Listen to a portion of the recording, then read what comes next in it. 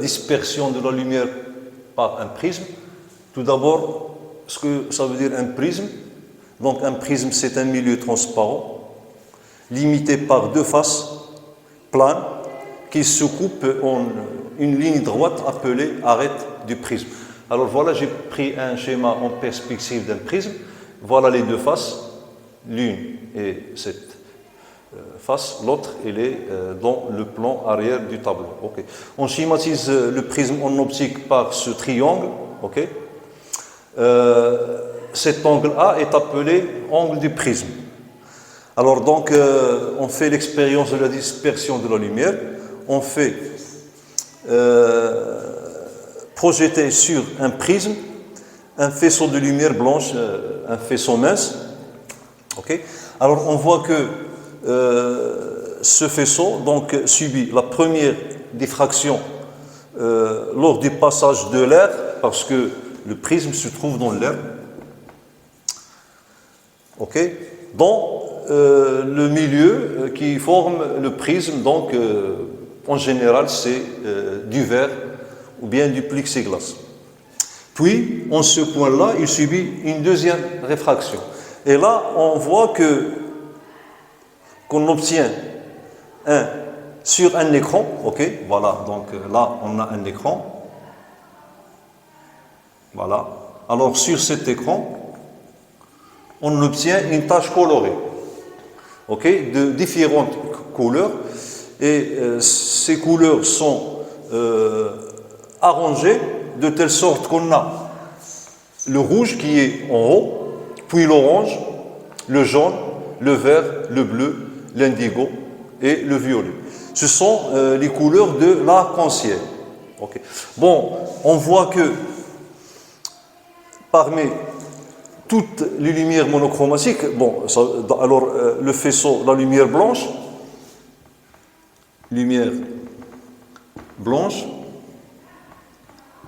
d'après cette expérience, c'est une lumière polychromatique. Lumière polychromatique. Ça veut dire qu'elle est la composition de toutes les ondes lumineuses monochromatiques visibles par l'œil de l'homme, l'œil nu. Et le prisme, il décompose cette lumière polychromatique en lumière monochromatique qu'on voit sur l'écran. Et parmi ces lumières monochromatiques, on voit que le rouge est le moins dévié. Tandis que le violet, okay, c'est le rayon qui est à l'extrémité basse de la tache colorée. Le violet, c'est le plus dévié. Et cette tache est appelée spectre de la lumière blanche. Spectre de la lumière blanche. Alors c'est ça la dispersion de la lumière. Okay. Alors pour interpréter cette expérience, on voit que la déviation de chaque onde monochromatique, okay, dépend de milieu. Okay. Ça veut dire du milieu qui forme le prisme, ou bien du matériau qui forme le prisme. Alors pour comprendre ce résultat, okay, on va l'interpréter, on va faire une autre expérience, okay, en utilisant, au lieu d'un faisceau lumineux blanc, on va utiliser un faisceau lumineux monochromatique, bon, et émis par un laser par exemple. Bon, si on ne dispose pas d'un laser, okay, on peut utiliser une lumière blanche, okay, qu'on la laisse, ou bien qu'on la projette sur une fonte, okay, de taille grande, pour qu'on obtienne un faisceau très mince de la lumière blanche, et on fait passer cette lumière blanche par un filtre, okay.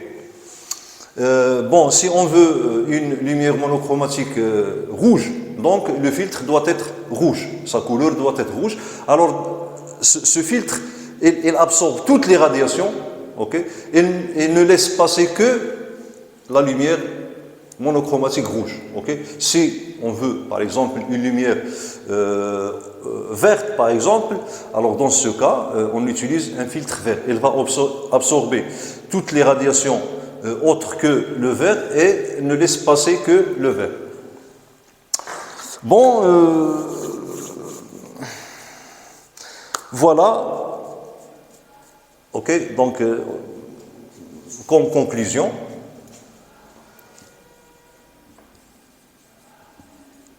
alors là, le prisme décompose la lumière blanche, qui est une lumière polychromatique, en lumière monochromatique, ou bien en onde lumineuse monochromatique.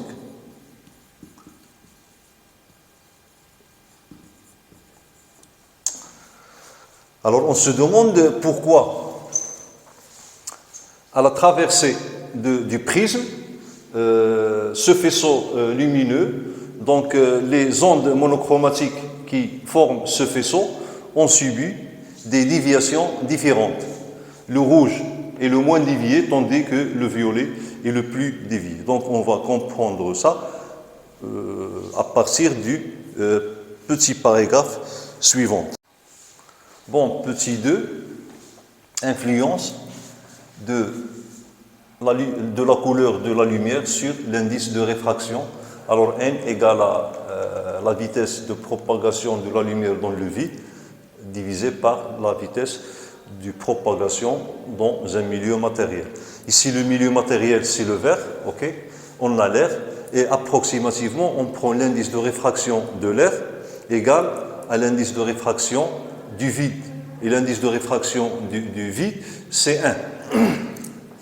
Bon, donc cette paragraphe va nous permettre de comprendre ou bien d'interpréter pourquoi les différentes radiations monochromatiques, lorsqu'ils passent par le prisme, ils ne subissent pas la même déviation.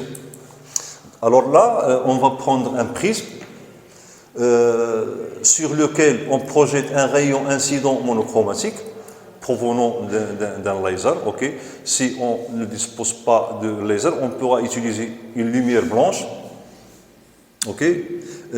Donc une lampe qui émet une lumière blanche, et cette lumière, on va la laisser passer par un diaphragme. Okay. Un diaphragme de largeur un petit grande pour qu'on n'aura pas la diffraction. Et on met devant ce rayon, après qu'il traverse un diaphragme, un filtre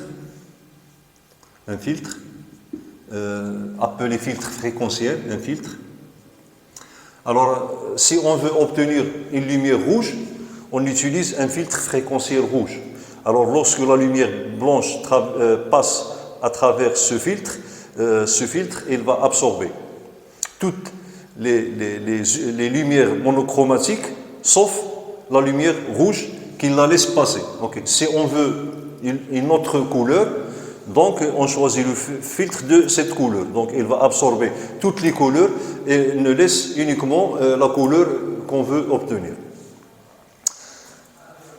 Donc lorsque le rayon incident arrive sur une des faces du prisme, au point I, il va subir la première réfraction. Conformément aux lois de Descartes, donc on a N1 sinus I1 égale à N2 sinus I2. Alors moi, je vais appeler l'angle de réfraction ici R1. Okay. Et pour l'indice N1, c'est l'indice de l'air, donc c'est égal à 1. On va le nommer. Ici, on a l'indice de réfraction du verre, donc c'est N. Voilà. Alors, d'après cette loi, on obtient R1, il doit être inférieur à I1, parce que N du verre, donc égal à 1,55, il est supérieur à l'indice de réfraction de l'air qui est égal à 1. Alors, à la sortie, Voilà, donc lorsque la lumière passe de l'air vers le verre, l'angle de réfraction va être plus petit que I1. Donc là, je vais tracer, je vais continuer le chemin du rayon incident. Donc il sera un rayon réfracté, donc l'angle sera inférieur. Ok, voilà la direction initiale. Donc je vais incliner vers le bas. Ça veut dire que notre rayon va être incliné ou bien va être dévié de plus à la normale. Là, c'est la normale, ok. Donc voilà. Voilà par exemple.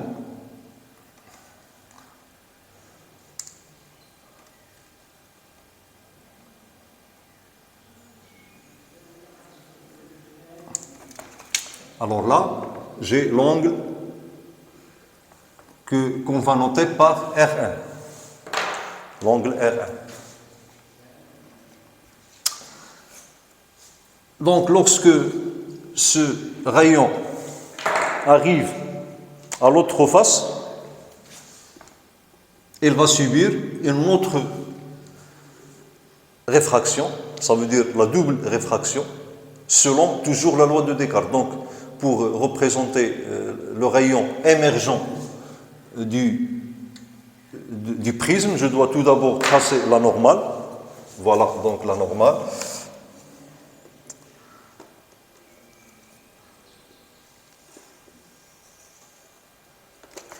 Alors le deuxième rayon, cet angle sera l'angle d'incidence, deuxième angle d'incidence que je vais noter par R2. R2. Et à la sortie du prisme, l'angle de deuxième réfraction sera supérieur à R2 d'après la loi de Descartes. Ok, parce qu'on aura ici sinus R2, voilà. Là, on aura l'angle d'émergence du prisme que je vais noter par 2. Ok. Et puisque n est supérieur à 1, alors I2 sera supérieur à R2. Ok. Donc voilà la direction initiale. Donc je dois dévier vers le bas pour avoir un angle supérieur. Voilà par exemple. Ok. Donc je vais utiliser le rouge. Alors j'ai fait ce schéma avec vous pour que vous compreniez bien le chemin suivi par le rayon incident. Voilà.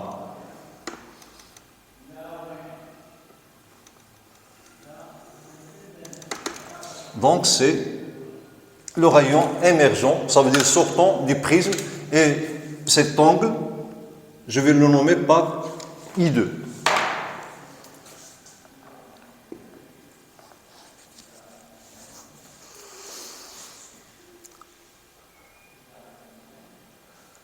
Alors là, on va considérer un angle qu'on appelle angle de déviation. Ça veut dire que c'est l'angle d'émergence ou bien l'angle que fait le rayon émergent du prisme avec le rayon incident. Okay. Donc je vais prolonger ces deux rayons, le rayon incident, voilà, je vais le prolonger.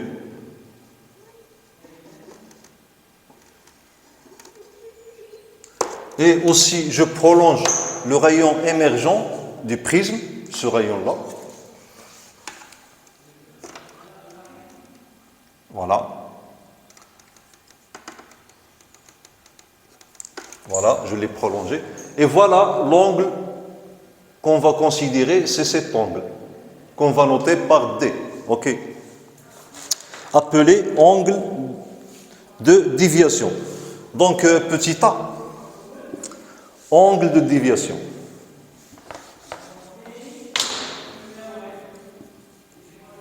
Angle de déviation.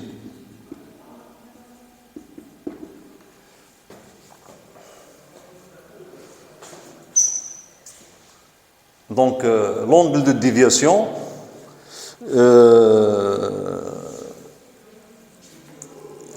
c'est l'angle que fait la direction du rayon émergent et la direction du rayon incident. Alors D, bon ici D est l'angle que fait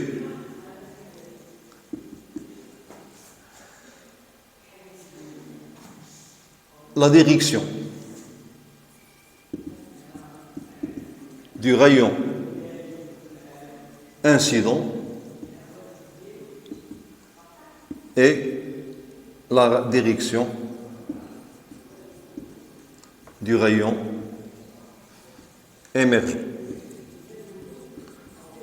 Émergent, ça veut dire sortant du prisme.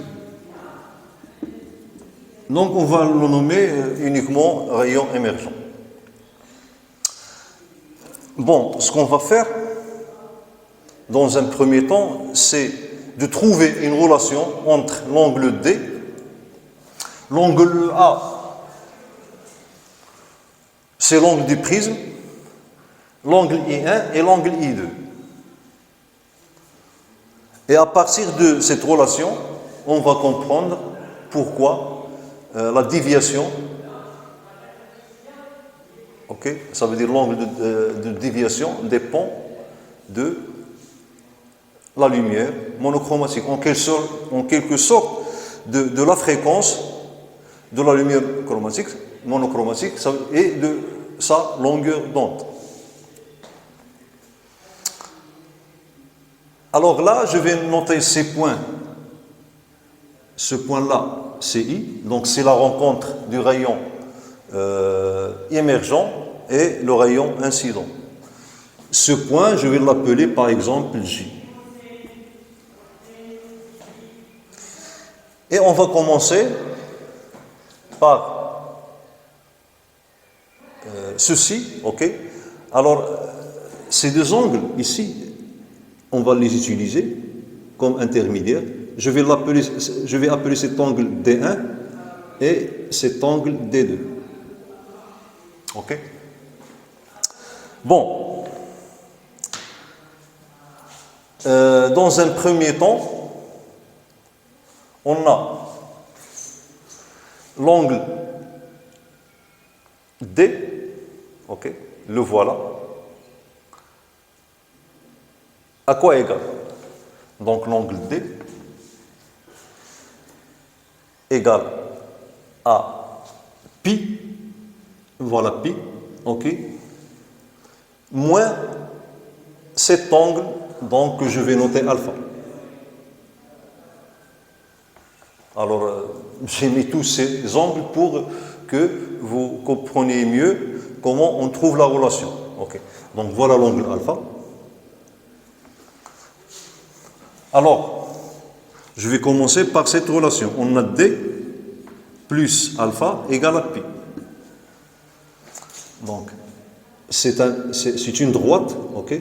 Donc, l'angle d'une droite, c'est pi. Donc, pi, voilà, égale à cet angle-là, qui est alpha, plus D. Voilà, D plus alpha égale à pi. Et d'autre part, on a un triangle, et on sait tous qu'en mathématiques, vous avez vu que la somme des triangles la somme des angles d'un triangle, c'est pi. Ok? Donc, D2 plus D1 plus I égale à pi. D'accord? D2 plus D1 plus pi, D2 plus D1 plus alpha égale à pi. Voilà, je vais montrer sur la figure. Voilà D2. Voilà le triangle considéré, ce triangle-là. Ok? Voilà, pardon, ici déjà j'ai le point I, donc je peux mettre ici K. Ok, j'ai pas fait attention. Ok. Donc, alors, je vais noter ce point-là par I1 et là le point I2. Alors, cette relation, on l'a obtenue à partir du triangle I1, K, I2. I1, K, I2. Et en comparant ces deux résultats, on a D plus alpha égale à pi, D2 plus D1 plus alpha égale à pi, ça prouve que donc ces deux relations nous donnent que D égale à D1 plus D2. Voilà la première relation. On va trouver autre relation. Alors si on considère ce triangle, I1, I2, J, ok? Et cet angle, je vais le noter par θ. Donc R1 plus R2 plus θ égale à pi, ok? Donc le triangle I1, I2, J, ok, me donne que R1 plus R2 plus θ égale à pi. D'accord? Maintenant, je vais considérer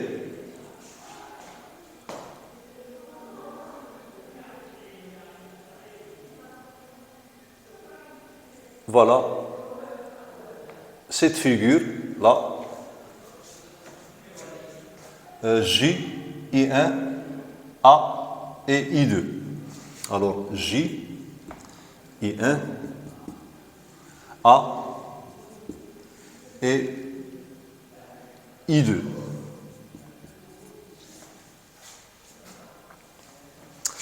Alors là, on a la perpendiculaire, ok? Donc la perpendiculaire parce que c'est la normale, ok? Ce côté-là, c'est la normale. Et ce côté-là, c'est la face du prisme, ok? Donc cet angle-là, voilà, c'est pi sur 2. Même chose pour cet angle, c'est pi sur 2. Donc ça va me donner A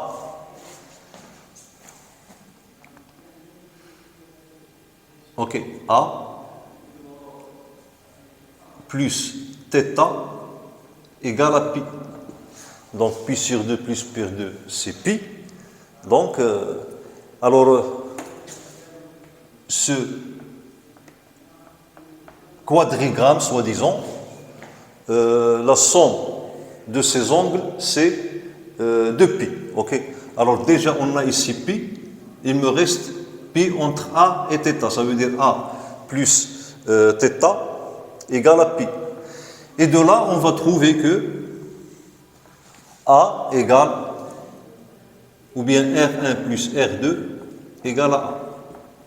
Alors voilà donc la deuxième relation. Première relation et la deuxième relation. Alors donc je dois avoir une autre relation pour trouver des angles de déviation. Déjà on a ici des déviations. Bon, voyons maintenant l'angle I1.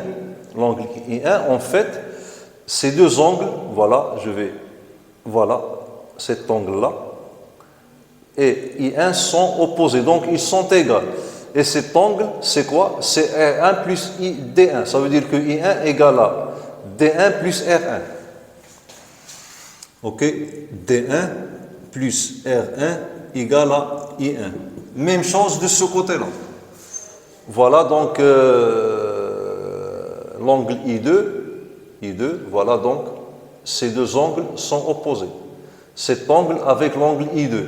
Et cet angle, c'est D2 plus R2. Donc D2 plus R2 égale à I2.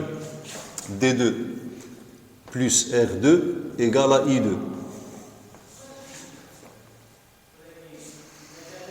Ok? Donc c'est la relation 3 et la relation 4. Donc après avoir trouvé ces quatre relations, je vais exprimer D en fonction des trois angles, à savoir l'angle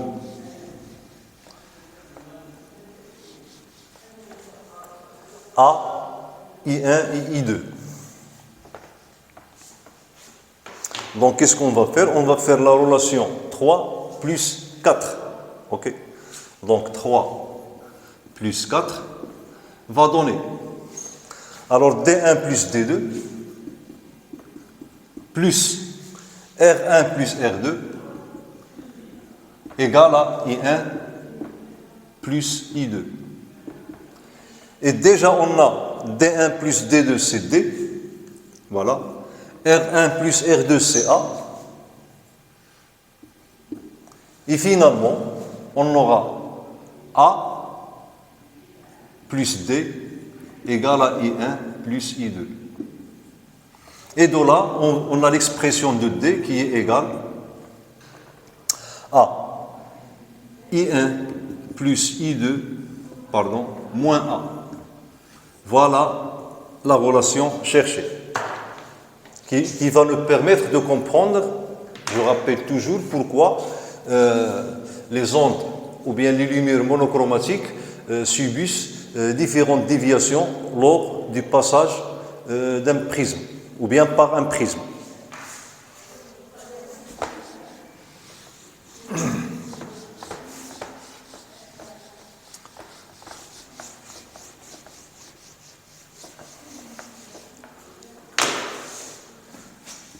Alors, donc, interprétation de la dispersion de la lumière blanche. Interprétation, donc petit 2, ok, petit b, interprétation de la dispersion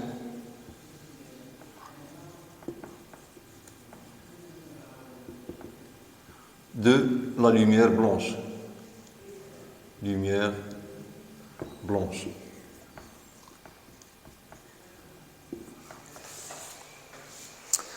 Bon, je commence par loi de Descartes.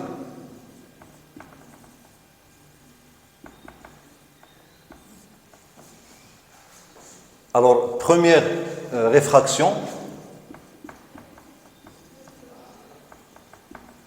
On a la loi suivante. Donc, N1 égale à 1. Donc, il me reste sinus I1 égale à N qui est l'indice de réfraction du verre ou bien du milieu du prisme fois sinus R1. Et la deuxième réfraction, ok, la loi est la suivante. Donc, N sinus R2 égale à sinus I2. Bon, ça veut dire quoi?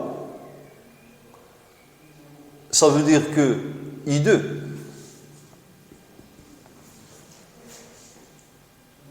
ok, dépend de N, qui est indice de réfraction du milieu. Ok? Alors, I2 dépend de N.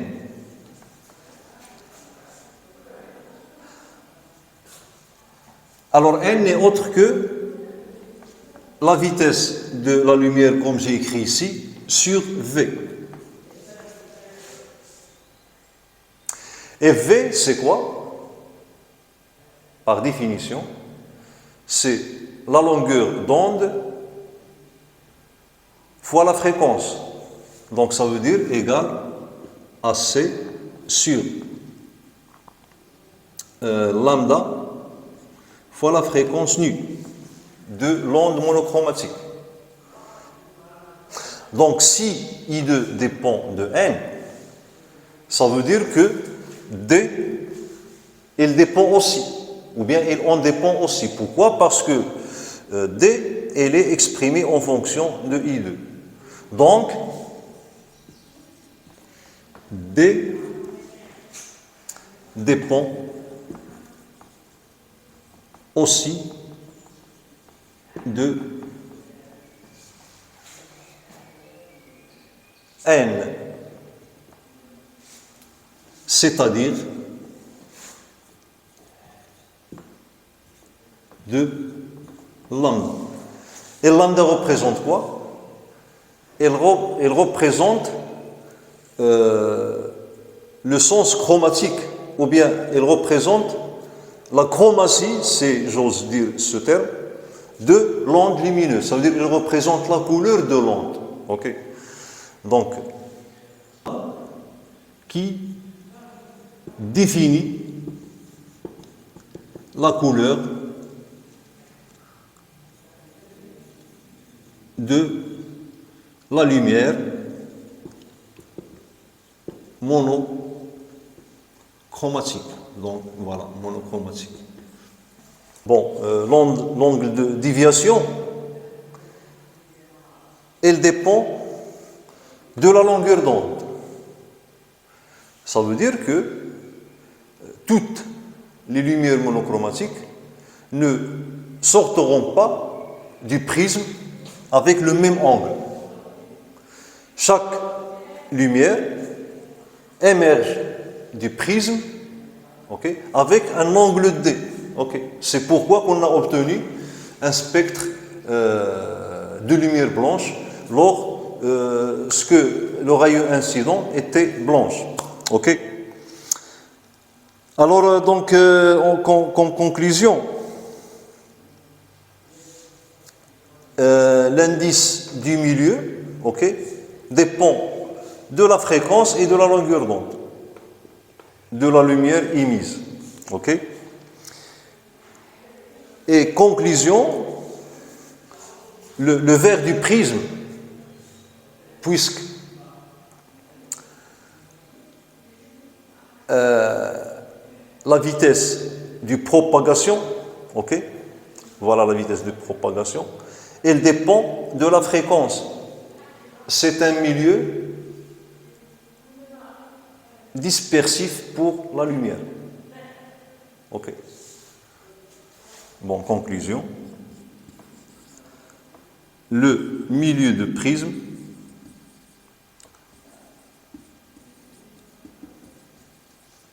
est un milieu dispersif. Bon, pardon. Persif des ondes est un milieu dispersif, donc pour la lumière, bien sûr, de la lumière.